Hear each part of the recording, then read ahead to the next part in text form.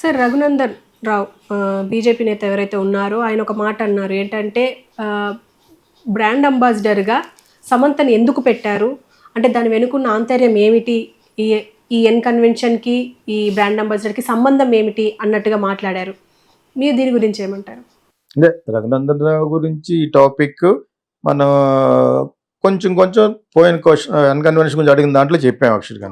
అతను BJP educated, అతను also is an advocate also. అతను ఈ has challenge the judge also. మీరు స్టే ఎలాగిస్తారో నేను కూడా వచ్చి వాదించమంటే వాదిస్తాను అన్నాడు. ఆ లాయర్గా అతను ఈ హాజ్ ద రైట్. సో తప్పు మాట్లాడేది కానీ అతను ఈ హాజ్ సెడ్ నేను వచ్చి కూడా వాదిస్తాను కావాలంటే అని ఇదంతా చెప్పుకుంటూ వచ్చాడు. ఎలాగంటే ఇప్పుడు ఎన్ కన్వెన్షన్ అనేది కేటీఆర్ వాళ్ళు ఎందుకు చేయలేదు, ఎటువంటి ఫేవర్లు పొందాడు అనేది స్ఫురించేటట్టు మాట్లాడాడు. సమంత అనే యాక్ట్రెస్ తనకి మాజీ కోడలు కాబట్టి ఆమెకి ఒక ప్రెస్టీజియస్ అంబాసిడర్, హ్యాండ్లూమ్ దానికి ఏదో అంబాసిడర్గా చేసి ఎందుకు నియమించారని దానికి ఆన్సర్ అతను చెప్పే ఉద్దేశం ఏమైతే ఉందో అది చాలామందికి తెలుసు కాబట్టి మనం అది వ్యతిరేకతించి తెలియకుండా చెప్పకూడదు. వాళ్ళిద్దరి మధ్యన ఎటువంటి అండర్స్టాండింగ్ కేటీఆర్ నాగార్జున సమంతకి ఏముందన్నది వాళ్ళకే తెలియదు. కానీ ఎందుకు నియమించకూడదు అనేది కూడా అనొచ్చు. మనం ఎవరికైనా ఇవ్వచ్చు కదా, రేష్పాకి ఇవ్వచ్చు, ఇంకోళ్ళకి ఇవ్వచ్చు. శారీ కట్టుకుని ఎక్కువ సాంప్రదాయంగా ఉండేటట్టుగా అమ్మాయి యాక్ట్ చేస్తుంది కాబట్టి ఆ అమ్మాయికి ఇచ్చేవని అనొచ్చు. ఏ అమ్మాయి చేసేవాలో షీల్ బీన్ ఫుల్ డ్రెస్డ్ కదా. సో ఆ విధంగా షీఈ్ అ ప్లెజెంట్ యాక్ట్రెస్ కింద లెక్క. ఆ విధంగా అనొచ్చు. బికాజ్ నా దాంట్లో మొట్టమొదటి యాక్ట్ చేసుకుని నేను దానికి ఎగెనెస్ట్గా మాట్లాడలేను. కాకపోతే దీని వెనకాల ఉన్న ఆంతర్యం అది కూడా ఆయనే చెప్పాలి. రఘునందనే చెప్పాలి. యాక్చువల్గా అతనికి తెలిసిన ఆంతర్యం చెప్పాలి, నువ్వు విన్న ఆంతర్యం చెప్పాలి. ఓకే, నాగార్జున, సమంత అండ్ కేటీఆర్కి మధ్యన ఎటువంటి ఆంతర్యాలు ఉన్నాయి, ఎటువంటి ఉన్నాయన్నది మీరు చెప్పాలి. కానీ అది మనం అది ఇదిమిద్దంగా వదిలేసేయడం కనుక నాన్ డీటెయిల్డ్గా వదిలేస్తే మనం అది ఊహించి చెప్పడం వల్ల తప్పు అవుతుంది. నేనే కాదు, any YouTuber, anybody, you cannot imagine things and tell bad. In జనరల్గా చాలామంది హీరోయిన్స్ తోటి అతనికి సంబంధం బాంధవ్యాలు ఎవరో పెట్టించారు. వాడు ఎవరో చెత్తరాగటి పెట్టించాడని నేను ముందు ఒక 4-5 months బ్యాక్ అన్నాను. అంతవరకు చెప్పగలను కానీ వాడి పేరు చెప్పేలేం కదా. సో అతనికి ఈ కన్వీనియంట్గా పెట్టి ఒక ఫామ్ హౌస్ ఎవరిదో ఫ్రెండ్ పేరు అని చెప్పి ఆ ఫామ్ హౌస్లో మల్టీ లగ్జరియస్గా అన్ని పెట్టి అక్కడ వీళ్ళు డ్రగ్స్ కూడా యూజ్ చేశారు.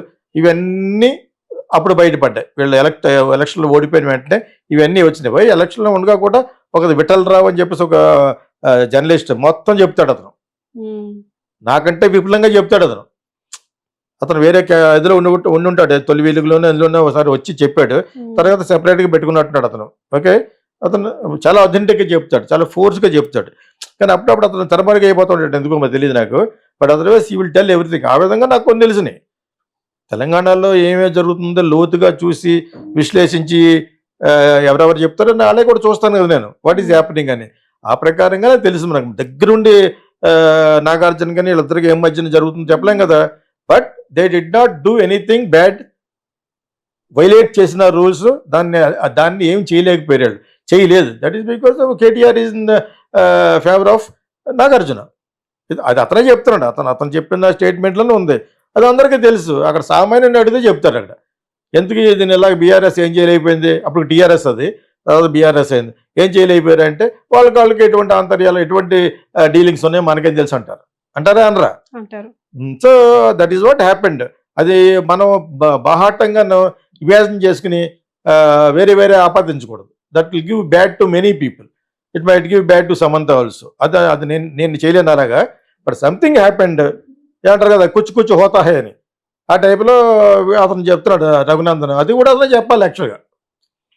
ఈ must tell the what ever he knows. I heard, it may be a rumour అని కూడా చెప్పొచ్చు. లేకపోతే ఆవిడ అంబాసిడర్ చేయడానికి కన్వెన్షన్కి సంబంధం ఏంటి?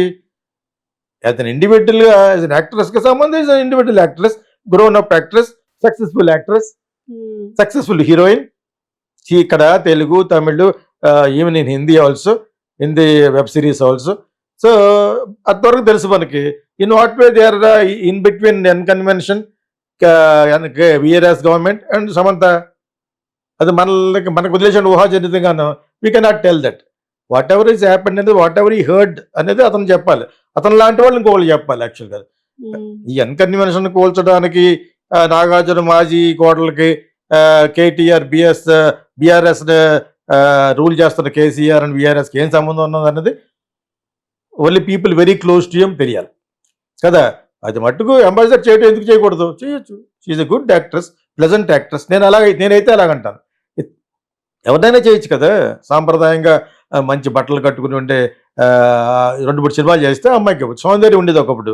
సౌందర్య దేనికి రిప్రజెంట్ చేసేది, ట్రెడిషనల్ మన సౌత్ ఇండియన్ అమ్మాయి లాగా సౌందర్య లాంటి ఆర్టిస్ట్ ఇంకా రాలేదంటారు చాలా మంది, అంటారా? సో ఆ విధంగా ఎందుకు ఇవ్వకూడదు, ఇవ్వచ్చు. ఇచ్చిన దాని వెనకాల ఆంతర్యం ఏంటి అనేది మటుకు ఐ డోంట్ నో రియల్లీ. అది without doing much you should not tell, there is something. అందుకే కొంచెం ఓతాహే అన్నాను కదా. అది ఏం జరిగింది అనేది మీకు తెలిస్తే మీరు చెప్పాలి. రెడ్ హ్యాండెడ్గా ఎవరన్నా చూస్తే చెప్పాలి what ever it happened. So డెఫినెట్గా వాళ్ళు ఫేవర్ చేశారు. వైఎస్ఆర్ గవర్నమెంట్ని మేనేజ్ చేశాడు నాగార్జున, ఇక్కడ మేనేజ్ చేశాడు. వైఎస్ఆర్ అతనే చెప్పాడు ఒక ఇంటర్వ్యూలో, నేను దాంట్లో చూశాను. హౌ ఈజ్ లైఫ్ అంటే చెప్పాట. ఏముందో కరప్టెడ్ పీపుల్కి లంచం ఇస్తాను నేను అన్నాడట. అది పాపులర్ ఒక అమ్మాయి చెప్పిన దాంట్లో చూశాను నేను. ఎవరెవరైతే బాగా చెప్తారో వాళ్ళు జనరల్గా చూస్తాం కదా, అలా చూశాను నేను ఇందా మార్నింగే. సో ఈ సెడ్ నేను లంచాలు ఇచ్చి బతికేస్తాను, చూసుకుని కాదు ఇచ్చి ఇదే బిజినెస్ మ్యాన్ కాబట్టి అది గొప్ప అనుకున్నట్టుగా చెప్పాడు. వాళ్ళు చెప్పకూడదు. చాలా మంది బిజినెస్ పీపుల్ ఉన్నారు, లంచం ఇచ్చాను ఎప్పుడు విజయమాల చెప్పాడా, చెప్పలేదే. బ్యాంక్ స్కామ్ చేసి పెద్ద చెప్పి ఇతనికి ఉబలాడంతో చెప్పేశాడు. ఎక్కువ చెప్పకూడదు, ఎక్కడెక్కడ ఎక్కువ మాట్లాడకూడదు, అక్కడ ఎక్కువ మాట్లాడకూడదు. ఇప్పుడు ఎవరో వీడియో చేశారు కదా, అందులో పెట్టారు. యాజ్ టీజ్గానే మన ఇండియాలో ఆర్టీఏ ఉంది, రైట్ టు ఇన్ఫర్మేషన్ యాక్ట్ అని కదా. మరి అందులో ఎవరెవరు చేసినవి కూడా వచ్చేస్తాయి. మరి అటువంటి ట్రాన్స్పరెంట్ సోషల్ స్ట్రక్చర్లో ఉన్నాం మనం. When it comes to journalism, when it comes to information gathering, అటువంటిప్పుడు చాలా జాగ్రత్తగా మాట్లాడాలి. నేనైనా జాగ్రత్తగా మాట్లాడాలి. నువ్వు అడిగేవి కదా అని చెప్పేసి నేను ఏదేదో చెప్పేసి అనుకోండి తప్పు అవుతుంది కదా. పూర్తిగా తెలియకుండా ఎందుకు చెప్తాం, మనం విన్నది చెప్పాం.